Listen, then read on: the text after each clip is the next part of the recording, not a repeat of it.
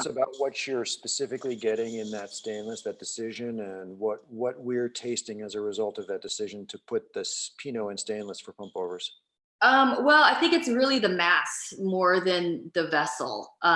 It's that it's a large tank. So the one tank that we have used in the past and that we'll use again is a 7,000 liter capacity, which is about 6 tons of fruit. And so, you know, 3-4 tons of it is whole cluster. And then we destim about 2 tons on top. And I like to do that because if you do all whole cluster, which I learned in 2015, the first year that I made Vin de Days Rouge, you have a lot more skin that's exposed to potential oxidation, which means potential VA.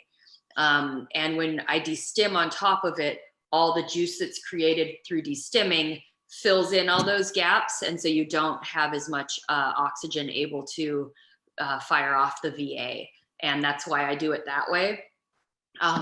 But you get that kind of semi-carbonic maceration notes of the intense fruitiness that you might get from like a Beaujolais Nouveau, but I don't know, Pinot acts different than Gamay, and it's not such a quick to market thing. I do always let it go through malolactic. And last year, because of the fires, we were really segregating things as much as possible, which meant that we used neutral wood for the first time in Vin de Days Rouge because I wanted to be able to see if smoke was developing in certain lots. And normally in a normal year, I would blend all the Vin de Days Rouge back directly after pressing it.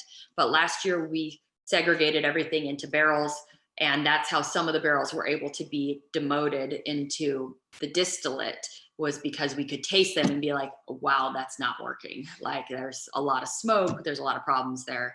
But I actually liked some of the more mature notes that came out of even 2-3 months of neutral barrel age. And so what I'm gonna try to do this year is put about half the juice back into the stainless 7,000 liter. And that is going to preserve fresh fruitness as much as possible.